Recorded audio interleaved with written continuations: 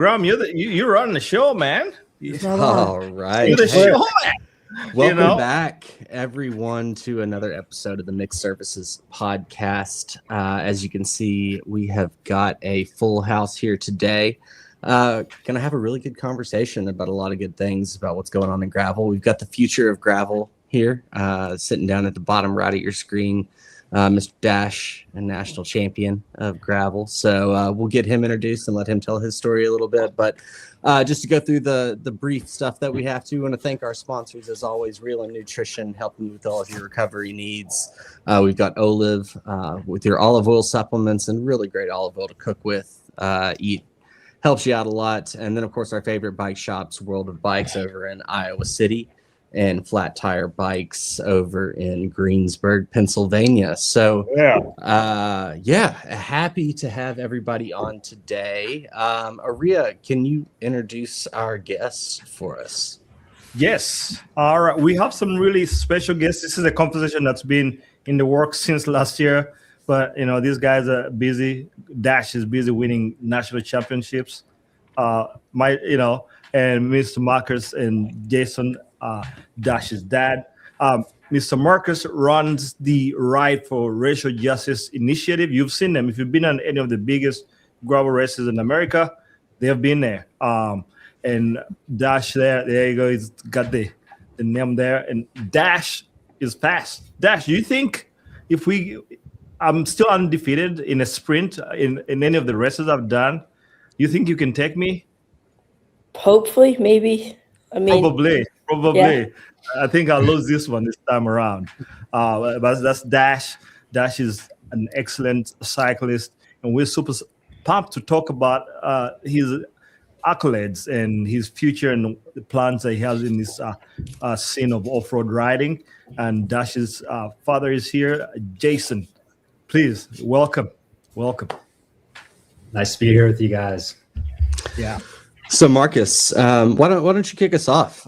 Tell us a little bit about what Ride for Racial Justice is. I think that, like Aria said, a lot of us have seen you out there and know a little bit about it. But can you talk a little bit about what we have going on there?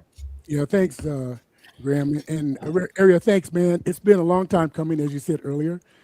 This is, I guess this is the dream that we always wanted to have, to be able to have community and share our feelings about gravel, our feelings about cycling, and just the world in general, and know why we at RFRJ believe that bikes equals freedom. It's just the freedom just to be who you are, have that fun, feel the wind in your hair, even though I don't have any, but you kind of get the feeling about that. But RFRJ, we came at a time when the country was going through an upheaval. So we were formed right after the murder of George Floyd. And we didn't know we were going to become an organization. What it started out as was I was riding my bike out in the country here, and things were getting difficult racially across the country with the death of George Floyd, with the new movements that were going on. And my wife told me that she didn't want me out riding by myself. And that's kind of what this all kind of came to be from that point. And my co-founder, Neil Henderson, had saw one of my posts about that. And he said, well, what can we do so you feel safe? And that was just kind of like in a really broad scheme of what is safety as a cyclist. And, cyclists ride, 3 feet away from cars and trucks and everything else. But at that particular time, I was afraid that somebody was going to put me in the ditch just because what was going on, in this country.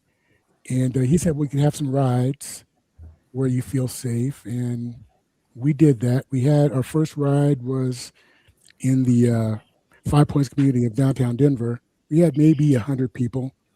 By the time we had our last ride in Fort Collins, we had over 600 attendees. It was filmed by a National Geographic videographer, and we felt we kind of had something. But the curious thing about this, Graham, is that while the world was going through all this, while the U.S. was going through this, while all the cities were going through all of this racial upheaval, we found out that we could just talk to one another while you're on a bike. Nobody's going to get mad. Nobody has an agenda when you're riding a bicycle. And we started having these great conversations. And it was at that point that we realized that we are not far apart. We're just folks that like to ride bikes and actually maybe solve a few problems, because that's just kind of the way it was. And so, a few months later, we said we need to do something about it. And we formed a nonprofit. And then we said, well, what are we going to do now? And that's kind of how we transitioned into gravel. That year, I had tore my hamstring and I was supposed to race steamboat gravel. I couldn't race because of the torn hammy. I asked to get a referral to next year, deferment to next year.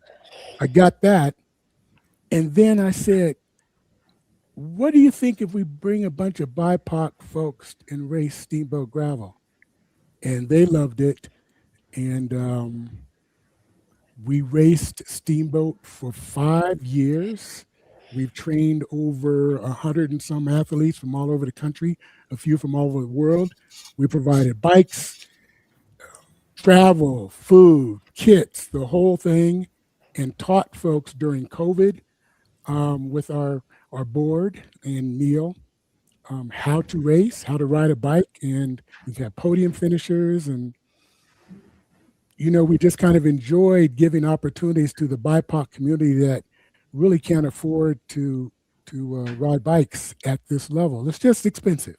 Bottom line, cycling is an expensive sport, like ice skating or gymnastics or something where parents are spending a lot of money to get their kids involved in great sport. And we thought that we needed to do something with a sport that we love. And that's what RFRJ has been doing for the last 6 years now. And now we're branching out, doing more community work. And we've got our eyes on the future. And one of the future kids is right here with us here today, Dash. But and we're finding that the community here in Denver is a little bit stressed right now for the cyclists and the kids and the families we're trying to reach.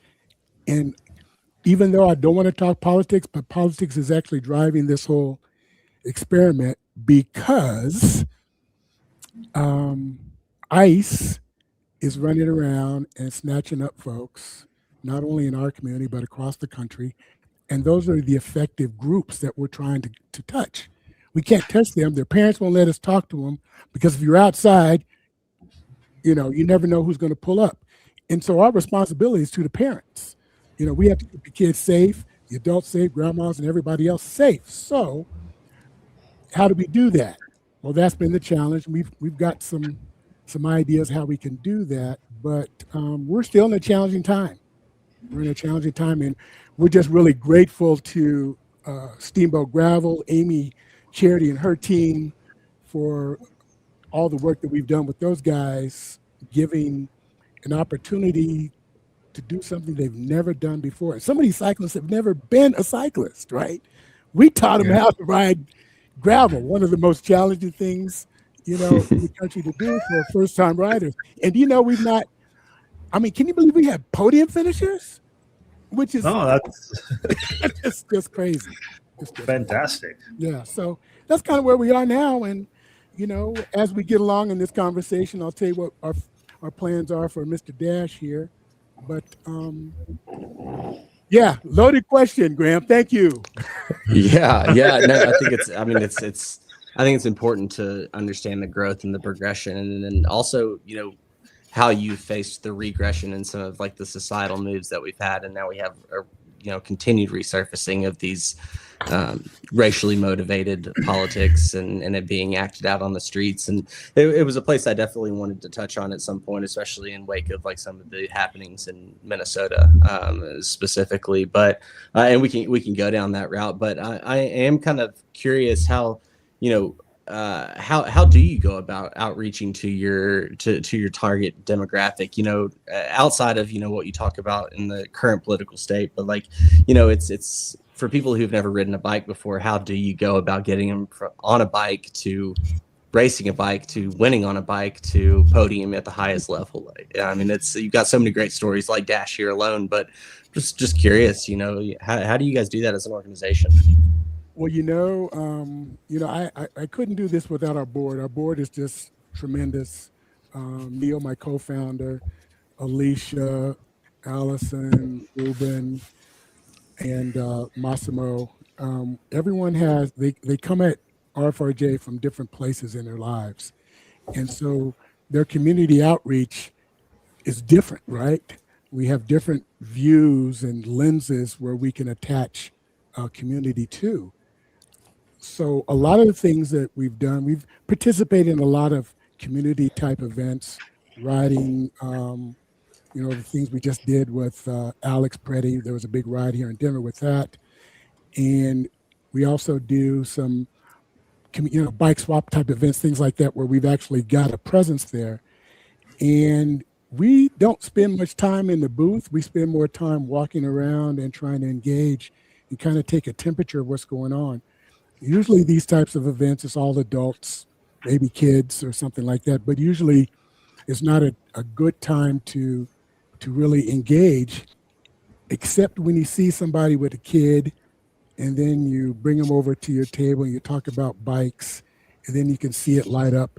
And then you kind of talk to the parents and just kind of figure out where they are, right? And then I think we had one situation where there's one school that's a pretty distressed part of town, and they actually grab up all their kids, and it's actually part of their curriculum, and they take them out to ride bikes on the bike path. And so we're going to be working with them as soon as it starts to warm up on a more permanent basis. And because they've actually got a van with space for bikes, and we can take them to a place that's going to be safe, which is the Rocky Mountain Arsenal. So that's going to be our first serious community outreach with one particular group. Finding the rest of them, is hard. You have to have discussions with community leaders, right? You need to go to churches. You need to spend time within the community so they see who you are. And within the Black and brown community, I think it's safe to say that you spend time with the family before you spend time with the child, right? You have to have that relationship with the parents so they believe in what you're doing, because if they don't trust you, it's not going to happen. So if you can't cross the door, you're not going to get the kids. It's almost like, what do I call it? When a college coach goes to see the number one recruit for the city. Yeah. That is the same experience. Yeah. That's the same experience. When I met Jason and Dash, and Jason actually had to remind me that Dash beat me by 2 minutes. Oh, wow. but I'm not really going to talk about that. But when I saw Dash, I went to Jason. I didn't go to Dash. I went to Jason. I said, "Hey, do you mind if I talk to your son?" And yes, and here we are now. So you've got to reach the parents and do something with the parents, and so you have that thing, right? Yeah. And once you get that thing, then you build up that trust, and then trust goes a long way in our community. It goes a long way, yeah. Absolutely. Hey, Dash, what kind of bike do you ride? I ride a Sorello Aspiro 5. Yeah, those are good bikes. Yeah, they're my favorite so far. Wait. What size tires you riding? I don't know. I forgot. Typically, he's on anywhere from like a 40 to a 44. Yeah. Chunkier courses, we've got a really good tire this year. Gravel Thundero.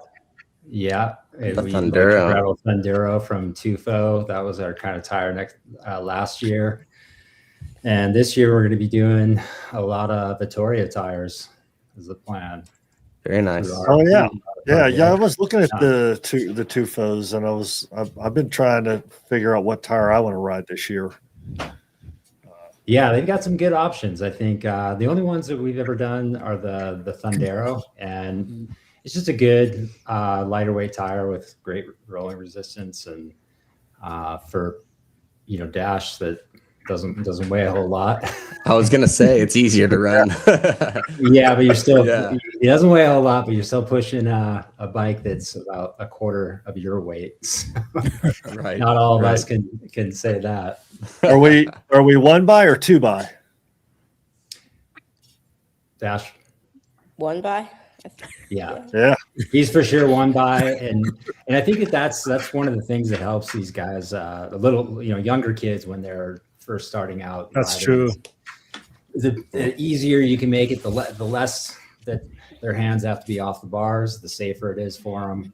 Dash is such an experienced biker now; it wouldn't really matter. You could do 2 by, whatever, but 1 by axis electronic shifting has been always his go-to for drop bar bikes, and it just makes it so much easier for these guys to not be thinking about like, oh, extra shifting or any of that stuff. Just focus on putting the power to the pedals.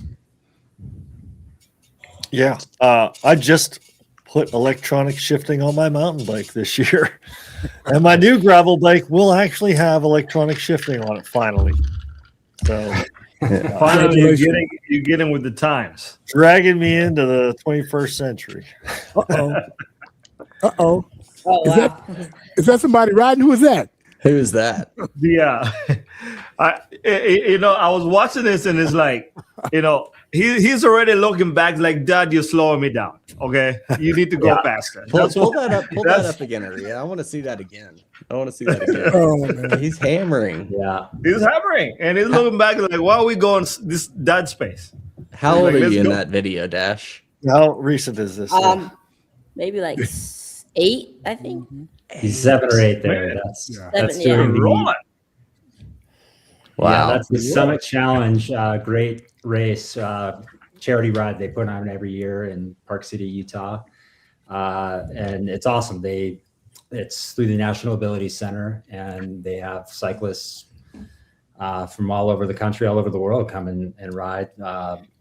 Disabled cyclists to the local community, and so Dash started. The craziest thing is that's when he was 7 or 8. He used to do the 20-mile.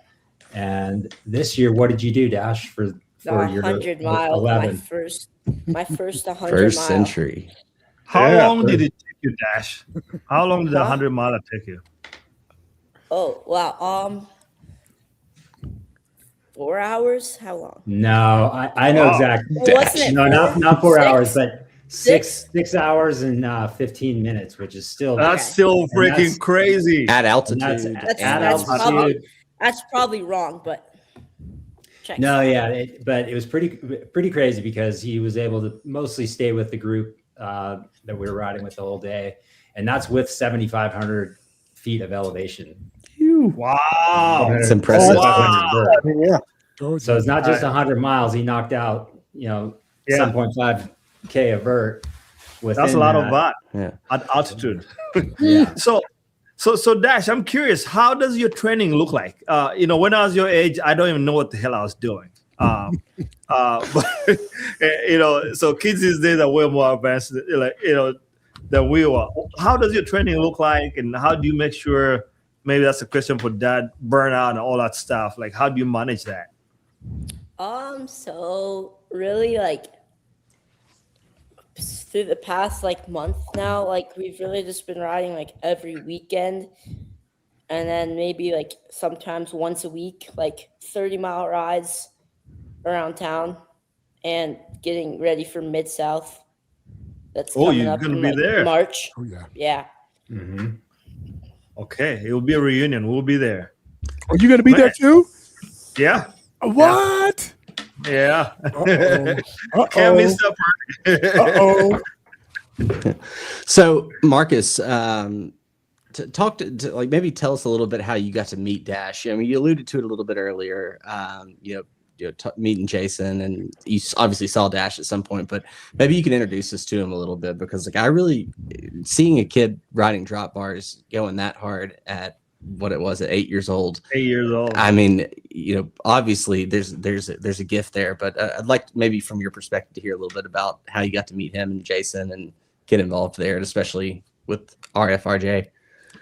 Yeah, that's a great question. I think when you've got as many gray hairs as I have, and you participated in D1 sports in college, and you were pretty good at it, and you transitioned into cycling and were pretty good at that too.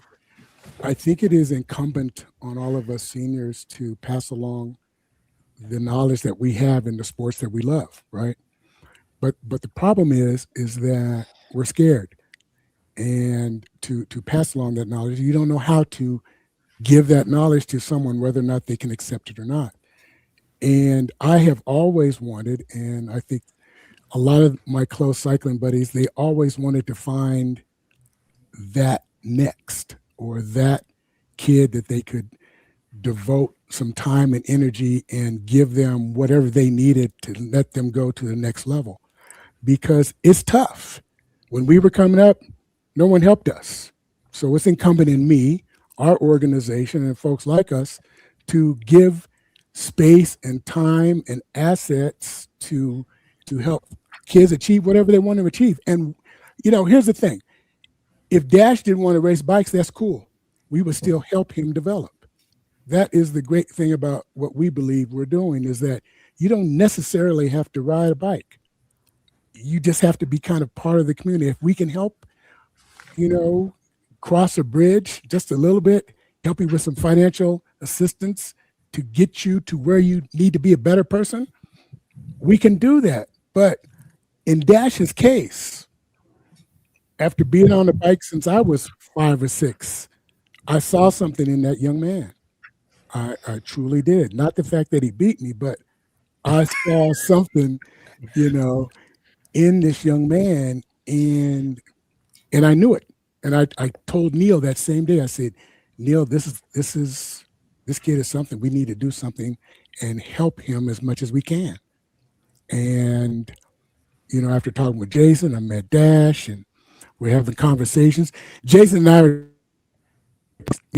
trying to fill each other out, see if our organization is legit, right? Because you don't want to tie yourself to somebody that's not legit. And we are definitely that, especially with the taxes and everything like that. But on another note, there was something with Dash. And as I was talking with Jason, I applaud him and Molly's being parents, right? To allow their child to find their way, right? Without any pushing. Because when I talk to Dash is just excited to ride his bike. He's excited to go play flag football. He's excited about being a kid, which is what this is all about.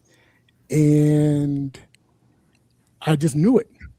I knew it. I told our sponsors, I said, Dash could make a difference if he wants to. And we don't pressure. We're not pressuring him at all. And it's whatever he wants to do. And, Dash can speak on his own. I mean, Drive It coming back from Gravel Nats is a talkative kid. He's a talkative kid. He's got his ways. But that's what makes him a great competitor, is that internal fire. And I'm going to share a couple stories, but later, when I'll let Jason talk about Gravel Nats at some point, but there are some insights that I'll share with you guys, which puts Dash ahead of a lot of kids. Yeah. I'm sure there are. Jason, I'm curious, talking about allowing, key on what Marcus said there about allowing Dash to be, who he wants to be and express himself in the way that he wants to. Maybe could you talk a little bit about how the relationship from your side, right?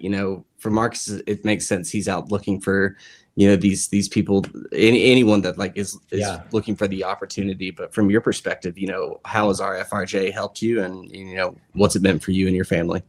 Well, it's been awesome, knowing Marcus, but it's actually giving me now talking about it, because hearing Marcus, tell more stories about how they started the organization and how they ended up at SBT Gravel. And the reason why Dash is there, I think, can tie back to Marcus and RFRJ, because I first signed up for the first time, I think it would have been like 2022, to do the black course. And I started looking into the race, and I was like, oh, wait, hold on a second. They have a really like cool diversity program going on here. And there's like, you're seeing black cyclists all over the place, Latino cyclists. I mean, just people from all over the country. And that's not something that you see often. And so instantly I saw that, and I was like, I went and had a conversation with my wife, Molly. I was like, I want to take Dash out here. I was going to go out solo. And this is the year before Dash actually rode. So we show up in Steamboat Gravel. RFRJ's there with their whole crew of BIPOC athletes. And then we've got, that's Dash going through the finish of SBT. Sick. Yeah. Sprinting. I beat you, bro. Yeah, Arena, you're going to lose the sprint. All right, he beat me too, Marcus. Oh, he beat you too? Oh, man, it's over. He beat me in the sprint, but it was just super cool, like to be there and have Dash. And I hope that this registered for him. That he was 8 years old at that point. Yeah, on a drop bar bike. We show up the day before the race. They have a kids ride. Reggie Miller is the person that's sitting there at the tent, and you guys all know how Reggie Miller is a huge cycling fan and rides all the time. But so Reggie Miller's there. We have a big group ride with the kids. Reggie Miller's out like on the bike interviewing Dash. Come back the next day, I do my thing, and didn't meet Marcus that year. Met some other really cool people like Karan from Kings Rule Together, and that was just awesome. and that like whole club, right? Like 5 other guys. Yep. Yeah. Wasn't there? Yeah. Yeah, totally. With Karan, and then so he just experienced that, saw that whole thing, and then that all happened. I think more that I even just used to until recently. I was like, oh yeah, it was just somehow, some way, black cyclists found out about SBT. But I kind of know how they found out about it now. and that's literally why we were there when Dash was 8. And then fast forward to the next year, we show up. 9. You were 9 in 2003 or 2023. And 4. I wanted to, no, it was 23, but like going back that next year, I wanted to have Dash do the 40 mile. And so we trained and we worked on it all summer long, riding gravel. It was the first summer that he had actually gotten off of like bike paths and roads, and started to do some gravel. And we knocked out the 40. Marcus, I know he saw him at the start, and that's how he knew that Dash was there. He's probably obviously on his radar. And then, the last time Marcus saw Dash until after the finish line was when he was riding away from him. And then, yeah. And then the funny thing is that the really cool thing was that Dash put a ton of work in that summer, and we ended up doing the 40, I think it was 42 miles on the green course that year. Mm-hmm. And Dash rode it. We finished in 1 hour and 57 minutes, and our average speed was 21 miles per hour. Oh, on gravel. Goodness. And that's like 90% gravel on that course. Mm-hmm. Yep. So he was able to stay with the front group the whole entire way. I think there was 2 people that went off the front like about 10 miles to go, but and finished 8th overall and first place under 18 out of about 350 cyclists in that. And the thing is, on the podium, I was so small. The kid on like the second, in second place was as tall as me. He was like a foot taller. Yeah. Oh, Dash, you don't know how big of a flex that really is. Like you don't understand. That's the coolest thing you could say right there. Yeah. Everybody's looking up to you, buddy, at that point, I promise. Yeah. Hey, Dash, so tell me a little bit about nationals. Was that expected? Were you going in saying you were just going to go boss the field, or did you tell me about that? Really, like at the start, I kind of like fell back a little and stayed behind like the 13, 14. And then I saw Ian, who was another kid racing in my age group, and I kind of just went with him. And there was like another kid on my wheel, so we just kind of made our way to the front. And came on to that muddy section. I Through the fell back swamp, a little. yeah. And they went ahead, and then after that, I was like smoked already, and I caught back up to them on the highway, and stayed with them really the whole way, and then at the end on that last hill climb, everybody like had to get off and walk, and then the other kid who got second place, he like was in front of me, like and then so I was riding behind him, and then the other kid who got third place kind of like rode off the trail a little bit, and then like we just went through, me and the other kid, and then his battery died at the top of the hill, and So he I says. just looked, and he did, Yeah. Yeah. and Which like battery? That happens to Yeah, a Leo exactly. one. Which Yeah. Your body And battery. he's in like the hardest gear because he's trying to like sprint me up this gravel part, and I just look back and he's like crying, and I'm like, Oh. Oh man. Oh. so I I've just, been like, there. Yeah, I just ride as hard as I can to the finish line and came in like hour and 40 minutes. Yeah, something like that. Probably, It was a little yeah. longer than that, but you came in first, and how did that make you feel? I was like, I was just like, wait, did I win? Like, because I didn't know, because like the announcer guy was like, that might be first when I came through, and I was like, huh? And then they like, and then yeah, I just looked at like the thing, and like I was in first. Yeah. So You're in first. So you didn't Yeah. you didn't get to post up or do like the Vanderpool, like you didn't get to do I anything like that. wish. Oh was- man. Well, I'm curious. There's always next year. Next year. That's though. I'm curious. Like for junior races, so like those kids, I'm assuming you don't know them. Do you guys like when you're riding with like those two kids? Do you guys like talk, and is there any strategy, or you just matching each other? Pedal stroke for pedal stroke. We talked a little bit when we were at road, like about like bikes, really. Yeah. Okay. You told him as he was coming to the top of that hill, "Hey buddy, looks like your battery's a little bit low." That's what you Yeah. told him, right there at the top of the hill. Yeah. Nope. That's cool. No. Hey, I got a question. Do you have the jersey close by, or is it hung Oh, up yeah, it's, somewhere like, special? Right over here. Yeah, go Oh, get the go jersey. grab Man. your jersey, Yeah. man. Get the jersey. Well, Yeah, and you got to that's- show everybody the jersey. to give it a little context, Dash was in the 11 and 12 age group at 11. So next year he'll be in that same age group. Yeah. But they started them out with the 13 to 14-year-olds, and it's full. You can race with whoever's in the crew. There were some 13, 14-year-olds, that extra little boost of testosterone that they get from I can puberty imagine. is a real deal. And then, they were able to get up ahead. And so that's why you don't really know. So you just got to ride. There it is. There it is. Yeah. Yeah, look Yeah, at baby. that. It's a national champion. Yes. That's pretty cool. That's amazing. We've had 2 national champions on this podcast. You're the second one.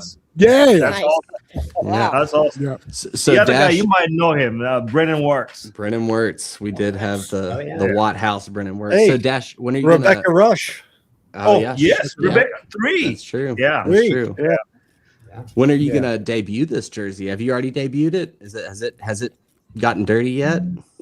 I mean, I've ridden with it like a few times now, but I haven't ridden worn it in a race yet, but I'm planning on wearing it in Mid-South this year.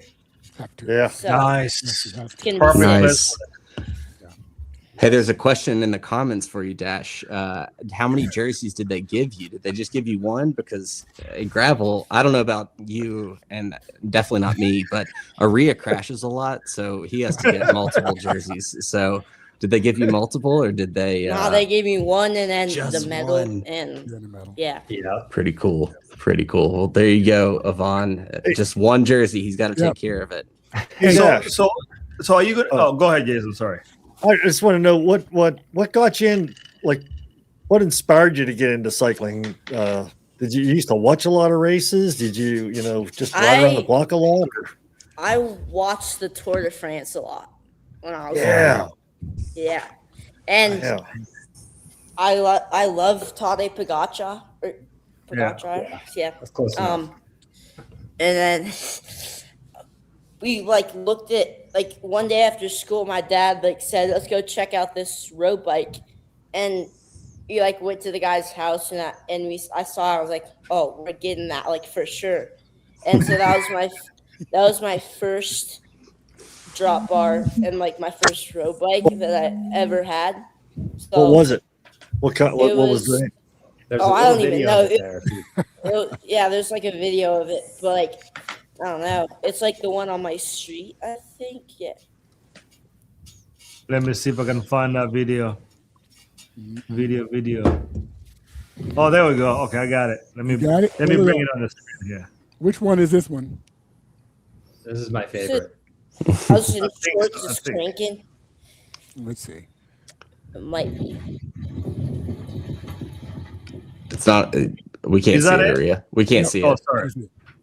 There we go. Oh, that's Oh, a that's gravel it, yeah. one. It That's should gravel. say that. It should say that's it. Actually, it was a little That's- fluky or felt. I think. I was Yeah, wearing felt. my Ooh-wee. Let me play it back so you guys can see. That's a You felt. just look at Isn't it? Man, so Dash, I remember what was I've always liked bikes. I've always loved bikes, and my life is bikes. So Yeah. is that how you feel when you saw this bike? Because you're obviously fairly young here. It just spoke to you like, I gotta have this and I want to go ride this bike. I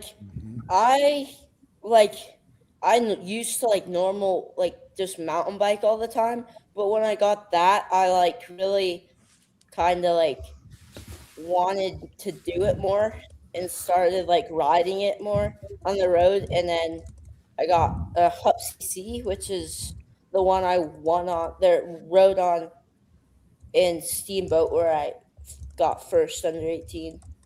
And yeah, that one, and then the red one, and then the Sorello. So Yeah. the bikes over the years. That's awesome.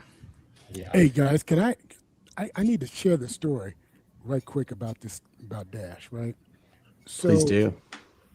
the thing that you guys are going to see when you show up at Mid-South is that there is an incredible amount of heart in this young man. He does not quit, but he's got that little sly flex. So let me share the flex move.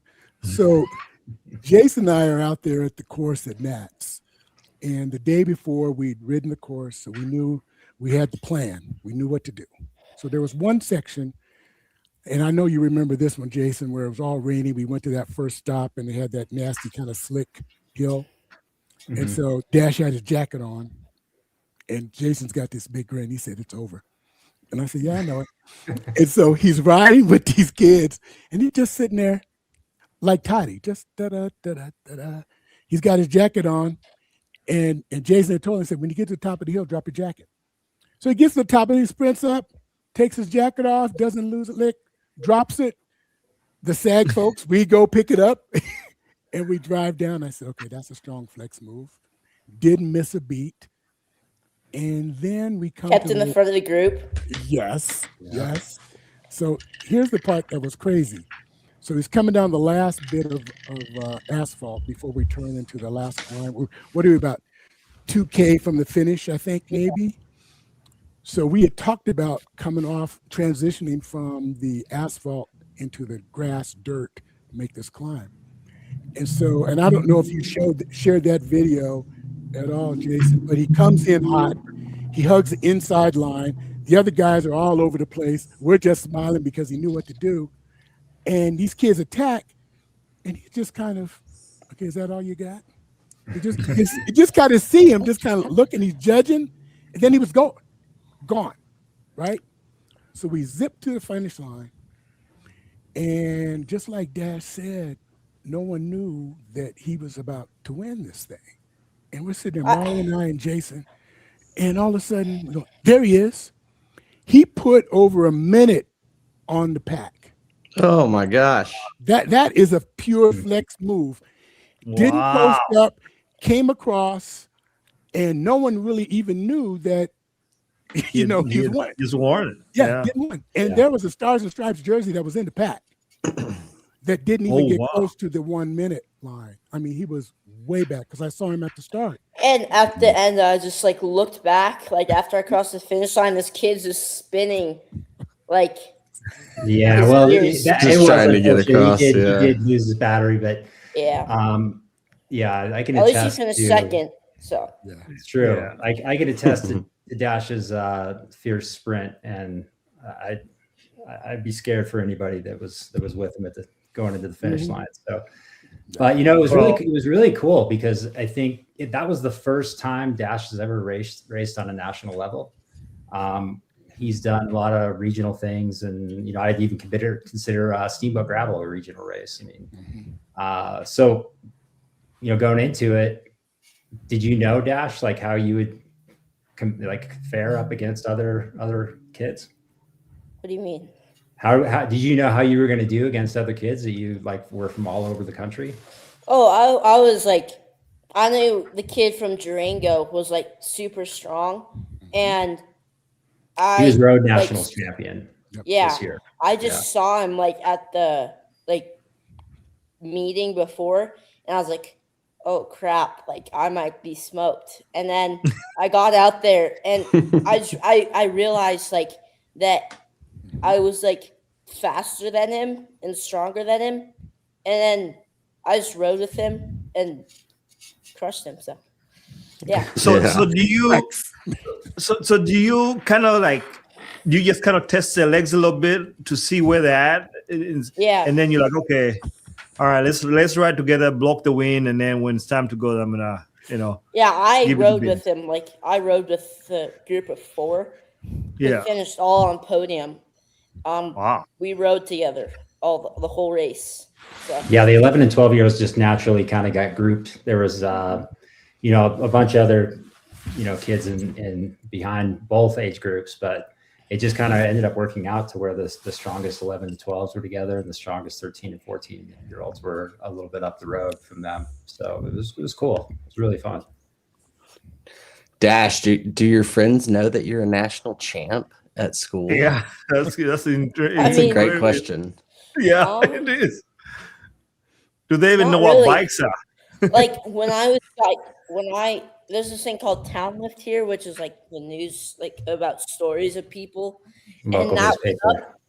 And really all the teachers are like, wow, good job. And none of my friends really realized, but it's fine. They don't even know they're dealing with a national champion. So at your age, how do you get intel on other races that are your caliber? Like, going into the race, do you do some homework? How do you know about these kids? I pre-read the course really carefully and look where I need to go. And I go on the maps and where the course is, and then where a single track starts, like BWR, or which line I should take. Who taught you to do that? I could learn. No, hang on. Who taught you to do that? Because you don't learn that just. Yeah, who taught you to do that? My dad. That's right. Jason, did you have any experience racing? I mean, how long have you been riding? I've been riding since I was in my early 20s. But one quick thing, Dash just reminded me that we did BWR in Cedar City, Utah this year, and we did the short course there. And we were able to ride away from the group together as a father and son team. And they were all like old guys. They're like, but fast. Like we were walking. Hey, careful, Dash. You're insulting Aria and Jason over there. Careful. Yeah, Graham is still young. Yeah, I'm fine. I'm fine being an old guy. I'm good. Yeah. But so that was cool. And then he nipped me at the sprint and came over first in at BWR. So that was super cool. And like the announcer guy who like first out of everyone. Who announced like we finished in hour 20, which no one expected. And the announcer guy, like when we came across, like no one knew. And then like we walked up to the guy, I was like, hey, we just finished, like we just got first. And he's like, oh, okay. And then he like he needs to re-announce that, man. It's like I'll be like, you need to announce. I'm gonna go back and write a little bit and announce my name. Do you have a head unit, Dash, for like a cycling computer? What brand and what do you like about it? I have like I don't know. It's like he has kind of like a generic one, but it's we're going to be doing. Are you going to do Strava this year? Like your own Strava? Yeah. Me? Yeah. I don't know. Probably. But no, not really yet. I mean, I think it's more so just like for him, like he likes to look at like his speed. I have the important things on there: speed, cadence, and really that's about it. Time. But we keep it pretty light. Like, and that's the one thing with him. We've always tried to keep like racing up until this last year. It's just he'll do like one to 2-3 races a year, mountain bike, gravel, whatever it is. But I always just kind of let him go and just focus on having fun on the bike. I mean, that's the first thing. And developing those skills that, and those are going to translate in, race experience you can get. You just need time on the bike, and that's what he's had over the years. And he's been able this last year to really put all together and have some fun times at races and events and some amazing accomplishments. Sweet. So Marcus, what bike is that? What bike is that in the background? Oh, that's my S5. Nice. Yeah, kind of semi-customed, and when you get tall enough. and old enough. Yeah, he knows what the responsibility is going to be when you get that rascal. So, yes, indeed.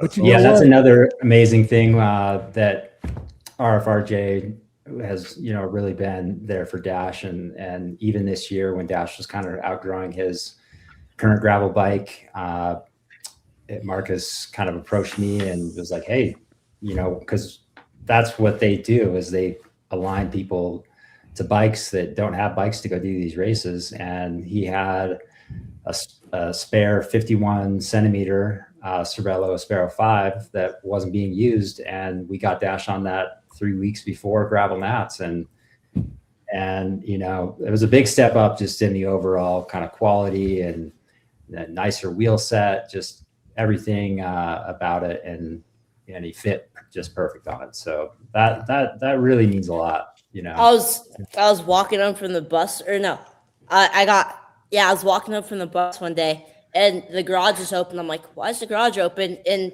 he's just working on he's building that Cervelo. I'm like, oh wow, it came. And I'm just checking it out. That's pretty cool. Yeah. Man, I wish I walk in the garage and my dad was working on a Cervelo. I'll be excited too. Dash, that's super, super cool. Hey, Marcus, question from the comments. What events will RFRJ be either hosting or participating in this year? I think people are interested in getting involved and might be kind of curious. Yeah, we are doing more things with specific events. So we, as much as we enjoyed the whole Steamboat experience, we felt that we needed to expand. And so in order to do that, we need to go to different races and have a different type of experience. And so we started that with Mid-South. We will be back at Mid-South here next month. Then you will see us at Lost and Found Gravel out in California. And there's Portola. Yeah, we'll be out in Portola. And we're about 50-50 chance of being at the Sea Otter. And then we'll be there. We'll be there. Then we've got what are we doing? What is it? Grassroots Gravel later on this fall. Oh yes. Yeah, we'll be at Grassroots Gravel, and there is one or two others that we're just trying to stay local here, within the community. But we're getting our website refreshed and rebranded. So all that information will be on our website probably within the next month of the events that we're going to be at. And we'll also be doing some community rides here within Denver, the Denver community, just doing that hangout thing. But right now, it's putting a little focus and give Dash a leg up on this whole process. And one thing I think is important to mention is that we don't get to do what we do and provide for those who don't have enough unless you have great sponsors. And Cervelo has been with us from the beginning, and they're still with us now. They believe in us. SRAM has been with us from the beginning. And it really does help when you have good parts and good bikes. And good partners. And good partners. It really, really does. It makes a big difference. I mean, watching Dash roll on that Aspero, it's like night and day. It's like night and day. And it made me competitive. Too. Yeah, the color is really nice. And it gives you a playing field that you're equal to everybody else. Yeah. Okay? Even though we've all been beat by somebody that has got a bike that may not be as new as yours or tires less than, but that person has heart, right? And they'll beat you. No matter what they're on, they're going to beat you. Yeah. But, and I've had that happen to me many times. And I don't worry about it. But right now, with this things as competitive as it is, and being a nonprofit who's had their funding pretty much stripped due to Douglas, Evelyn, and Isaac, which is my term for DEI, it makes it very difficult for us to increase our funding. But we are steadfast, and we're going to continue to push the envelope because people believe in us, regardless of what goes on in DC. They're still going to help, and then that help gets directly funded into Dash and whomever else needs it. So I just had to get that out because we wouldn't be here had it not been for great sponsors. Yeah. Yeah. And we'll put a link in the show notes, for the website. And so people, please, if you feel like, jump in there, click on that link and, check out their website and see how you can help keep this movement going. On that note, Marcus, how could people get involved in? You've done such a great thing, right? You saw a need, you went and addressed it, and you've built this huge organization.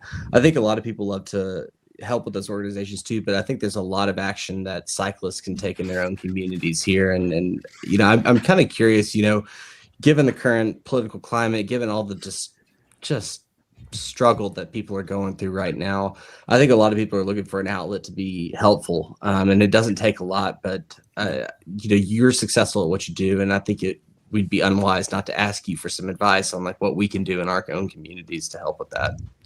Yeah, that's a great question as well. I think what we taught, and this is kind of a two-part answer, what we taught all of our athletes, our alums, is that when you go home, take what you learned from us over these last 8 months in the training and our commitment and things that we value, and then go duplicate that at home, right? Find your community, grade school, somebody at the church or something, and just get together, right? I think right now we need to be unified, and I'm seeing that across the board with a lot of cycling groups in New York and Georgia, throughout the South. I'm seeing cycling groups coalesce en masse, not specifically BIPOC folks, but cyclists together.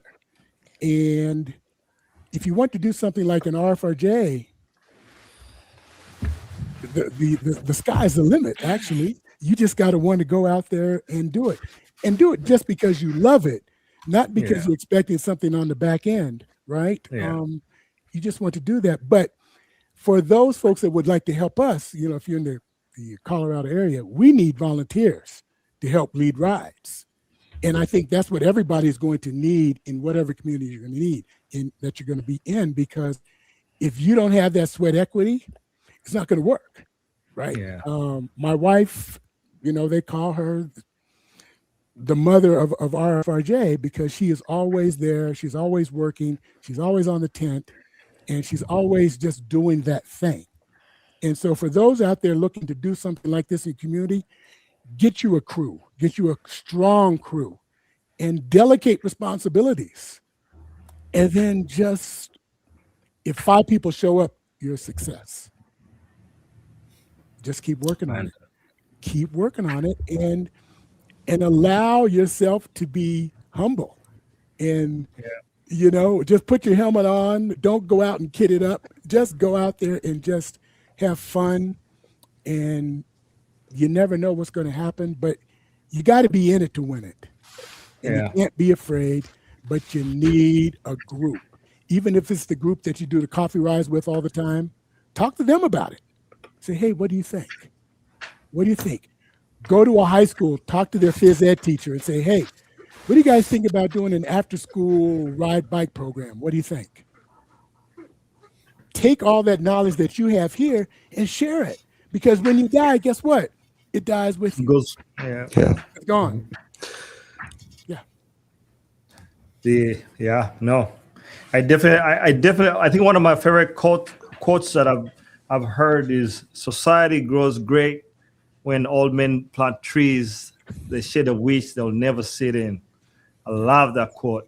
Yes. It's like, pave the way, because for the next generation, doesn't always have to be about you. Just make it so that somebody else can enjoy it. Make it good, make a better world for tomorrow, even though you might not be here to enjoy it. Yes. And that's how I try to live my life, and I'm so glad that you guys are doing the same thing.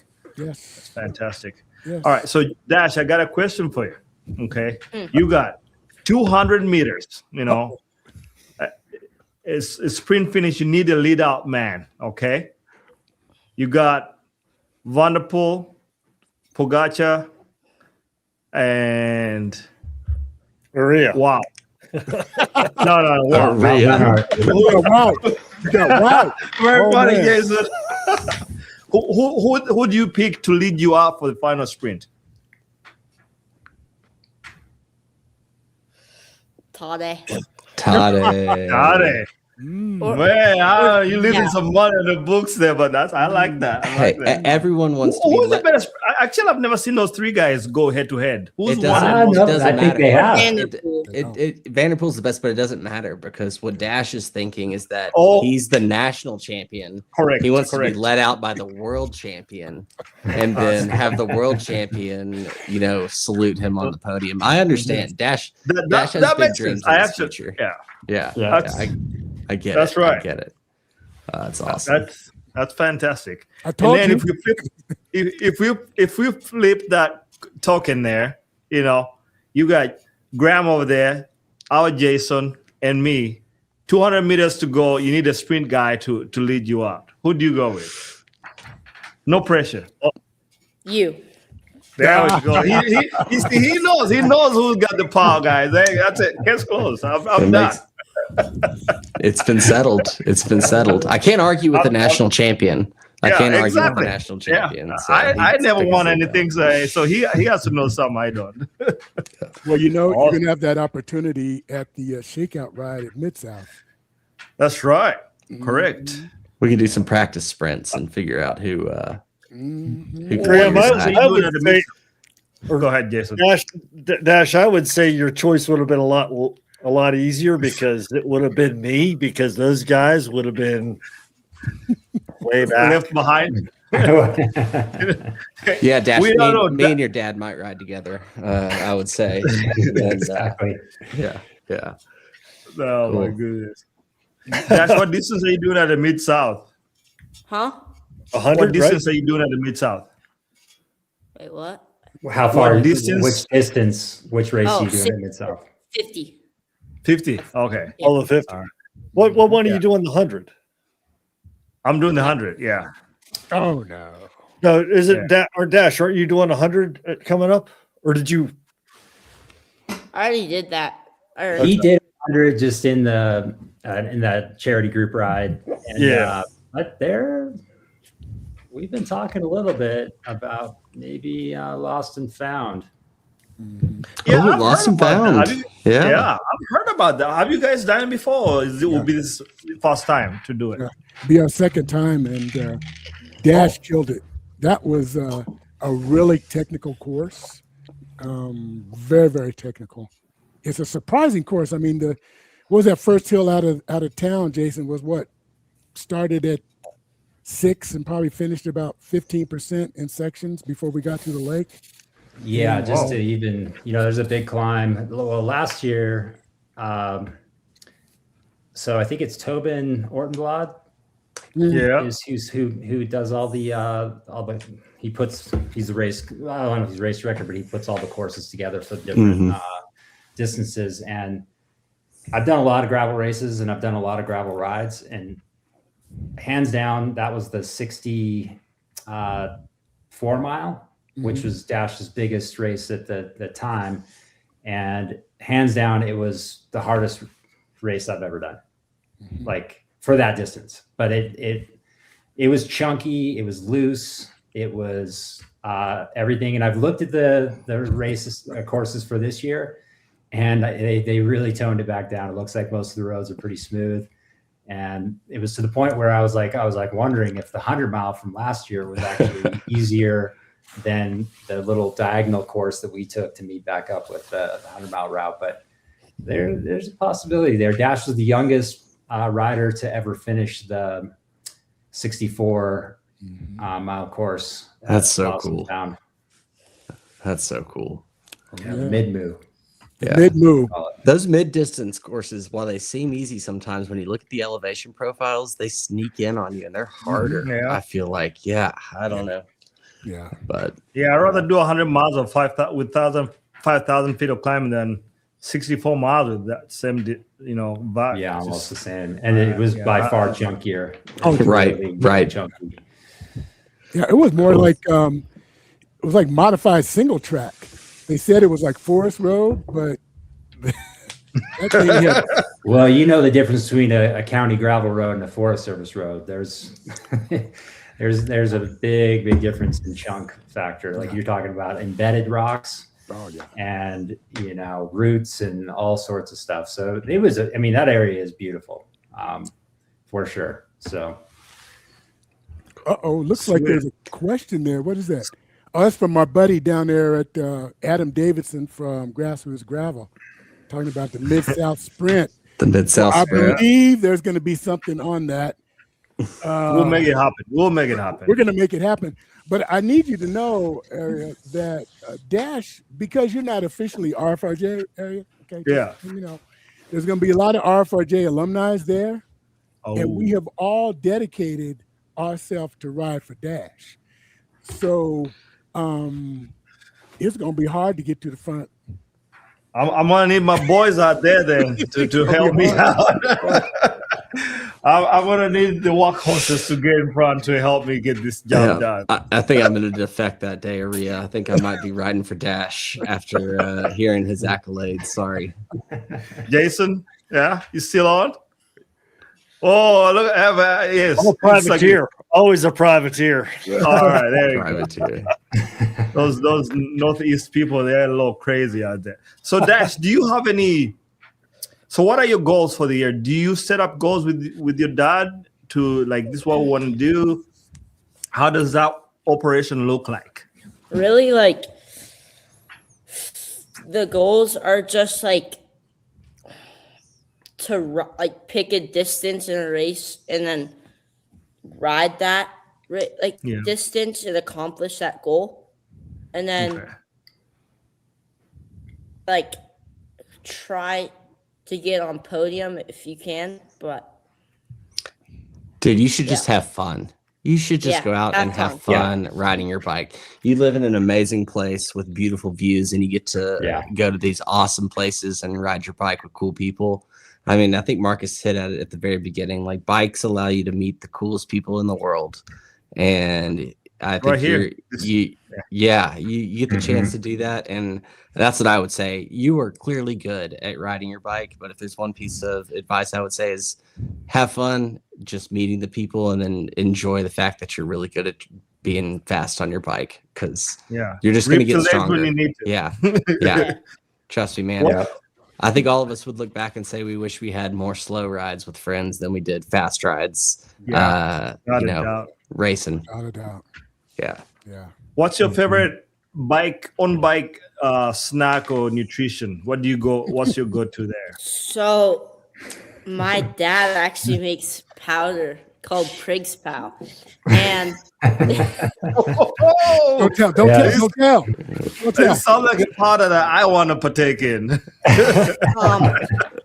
And he like sometimes makes different flavors, but I just go with plain. And like food, gummies from Trader Joe's. Yeah. You just pop those. You're giving all our secrets away, man. I know, right? The Trader Joe's, the Scandinavian swimmers. Yeah, Jason, we've got a recovery sponsor, but we do need a in-ride fuel sponsor. So if you're ever looking to commercialize, who would like to try that powder? Just let us know. Yeah. There's talk of some commercialization there. We make up our own blend. It's all organic sugars and carbohydrates, but we use tapioca powder and agave powder. And sorry about Iowa with the corn. No, yeah, you don't. A lot of the stuff in the majority of the endurance fuel mixes out there are literally just glucose from corn and high fructose corn syrup. So it really helps to have a clean fuel. But Dash, it's one of the only ones that he's ever wasn't really the reason why, but like it's one of the only ones he's ever really like I'll drink that. So and that's important. How many without giving away too many secrets, can you tell us how many grams of carbs in per serving? Per bottle, I guess. So Dash typically on like a big day that we go out, like for, hey man, stay focused. We got a 12-year-old.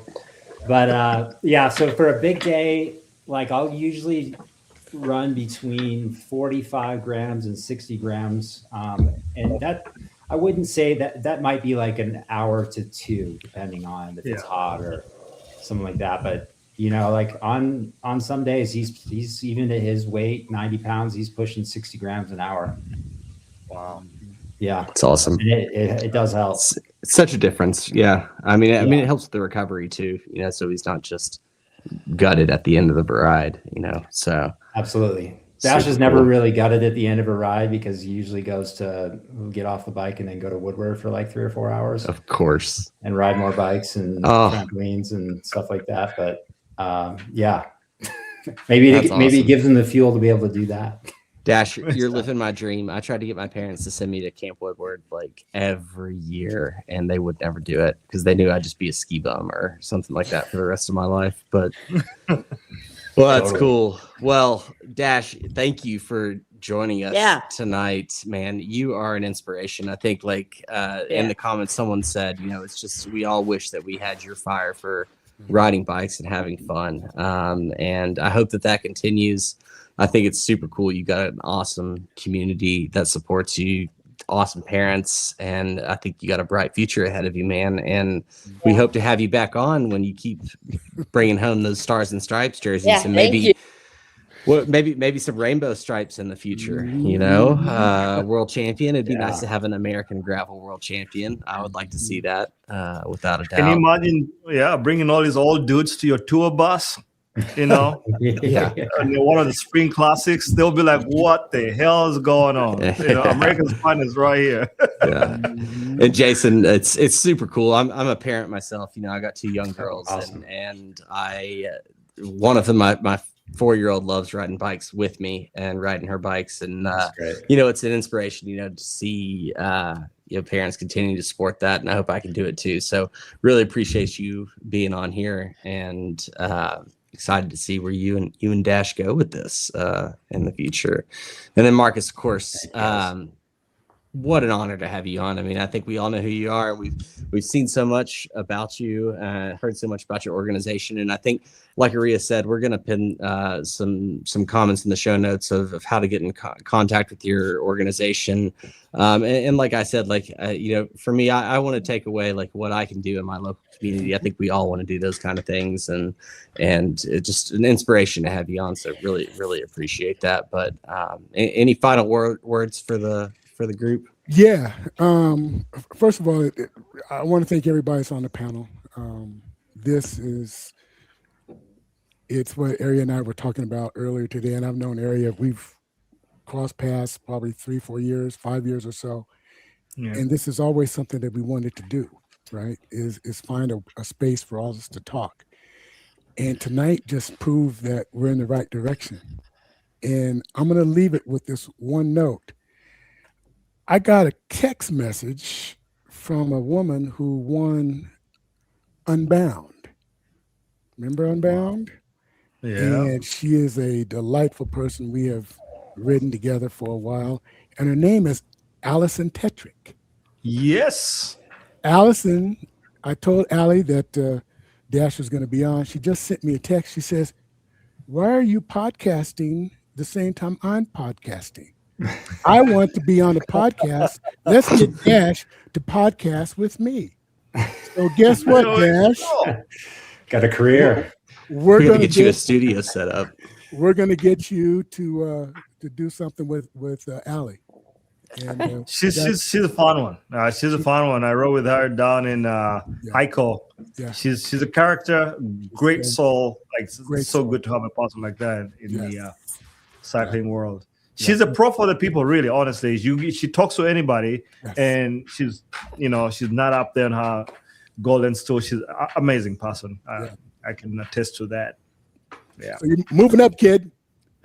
Awesome. Jason, any last words before we shut it down?